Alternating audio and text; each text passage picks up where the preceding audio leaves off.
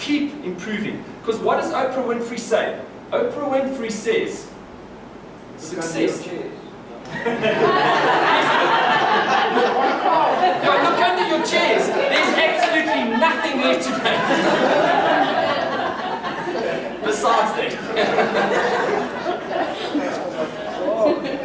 She says, success is when opportunity meets preparation.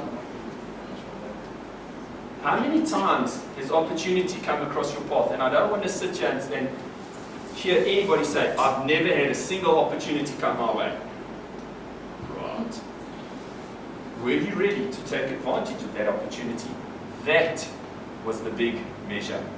We hadn't been preparing. So when that opportunity came along, we weren't ready. This time it's going to be different. This time we're going to keep improving. This time we're going to commit to ongoing and never-ending improvement. Every single day we're going to wake up a little bit better than we were the day before. So when that opportunity does cross our path, and it's going to cross your path, you're ready to take advantage of it. Think about this philosophy. You know what, Andrew?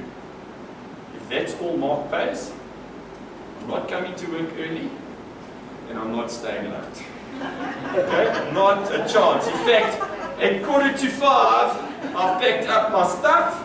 I'm chatting, shooting the breeze with my buddies, and I'm the first one in the car park, and let him try to stop me. China. Okay? Right. One philosophy. Let's go figure. How do you think Mark or anybody is going to view that person when it comes time for a promotion? Different philosophy. You know what, if that's all I'm getting paid at the moment, how about if I come in early and I stay late and I give my extra pound of salt every single day? Which philosophy do you think is going to result in a meaningful life?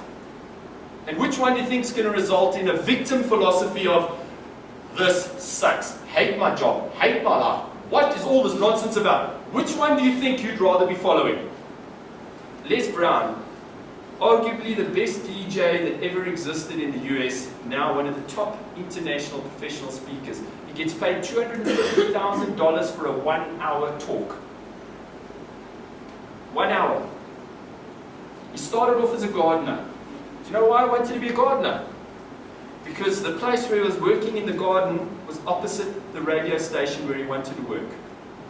So every single day, in his lunchtime, he used to go up to the station manager and he'd knock on his door and he'd go, "Sir, have you got a job for me?" And the station manager would go, "Les, have you got experience?" "No, sir." "Well, Les, I don't have a job for you." Went on for 8 months. After 8 months, he wore the station manager down. And the station manager eventually said, "Les, get out of my office and go and work in the bloody post room." And Les did. He didn't come in at 8 and leave at 5. He came in at 3 and left at 9. Worked Saturdays and Sundays. What did he do? He stood outside the DJ box and used to watch which buttons they were pushing. He used to go home with his hairbrush and he used to go, "Oh, Les Brown, and I'm here." And he practiced to become a DJ. Every single day he was there, from before anyone else arrived until after everybody left. Saturdays and Sundays he was there. Like I said, that opportunity comes your way. Letters came. He was standing there on a Saturday afternoon. He wasn't meant to be there on a Saturday afternoon. He didn't work on a Saturday afternoon. And the DJ came in and he was a little bit drunk. That was one of you guys that did it.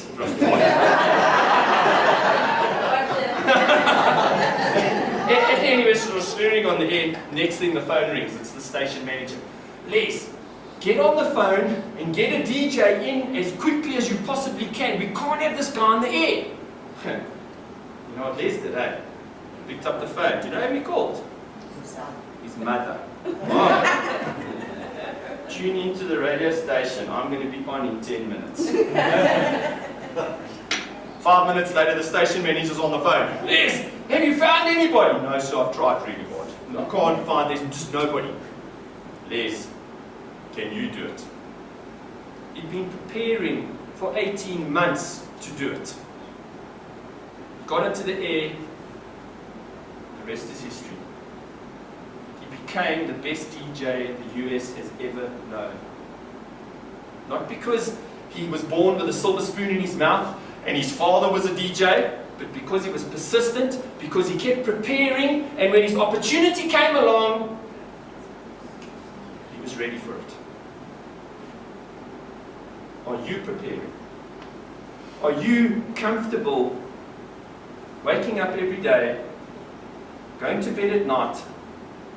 Do you put your head on the pillow and go, good day, got something from it? Is there such a thing as a bad day? Every day. Well, let me ask you this question. When I'm having the best day of my life, Mark is having the worst of his.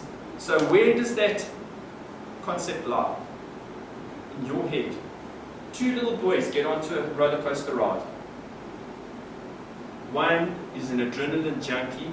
He can't get enough of being out of control. The other one is terrified out of his mind by the concept, by just the idea of being out of control. The roller coaster ride does its thing. It's an event. Two little boys get off the roller coaster ride. One is jumping up and down, excited out of his mind. He goes, give me more, let's do it again. The other little guy's knees are shaking, he's nearly falling over. He wants drugs. Okay. What happened? A roller coaster ride. What was the outcome? Two different. Perception. Okay? So is there such a thing as a bad day? Or is it just in our heads? Do we just perceive it? We stub our toe when we get up in the morning and then all hell breaks loose because we don't make a better choice. So it's all a choice. Okay, so you stubbed your toe. I have a vision. It's not enough. It's on my way to a better day. What am I going to get from that experience? Well, stub my toes, a bit of pain. Got me awake. Maybe I'm going to enjoy my exercise a bit more today. Going to read an extra page. Get something from it. Don't think I'm going to get through this pain. You know? Just a shift, guys. Shift and see the same event differently. Because ultimately all we have in our lives are events. How do we choose to interpret those events? How do we choose to respond to those events? Because it is your response to those very events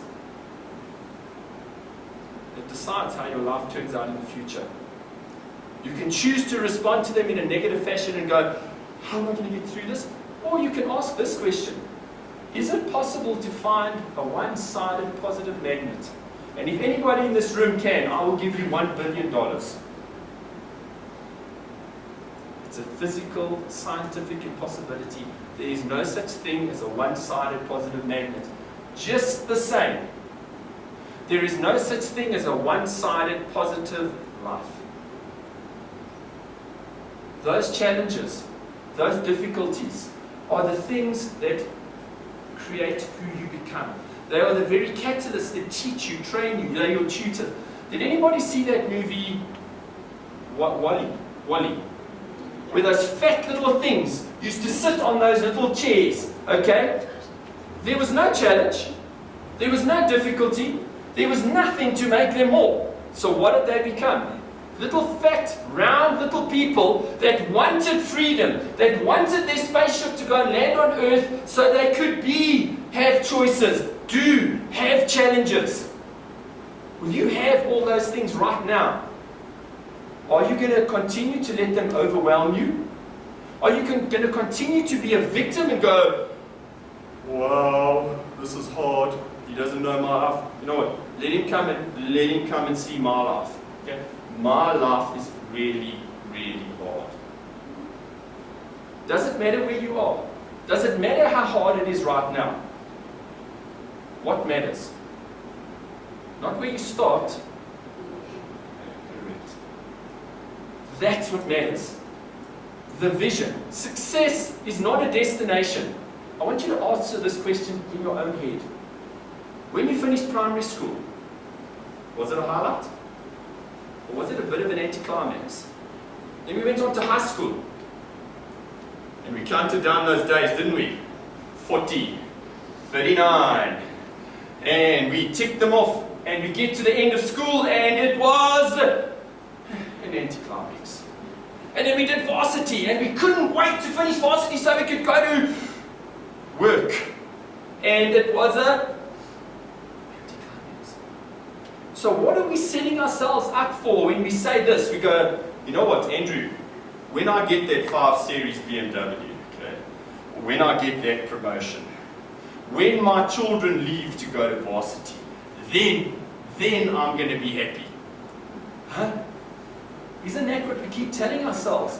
When I get to that destination, I will be happy. When I get there, I will be having a meaningful life. Well, think about all the destinations you've come to in your life. Have there been these huge highlights? Have there been these things where you go, yes, or have they been anticlimaxes? So what are we setting ourselves up for? When we start setting ourselves up for destinations, and we start saying, when I, if only, what is the right question to be asking? What direction am I traveling in?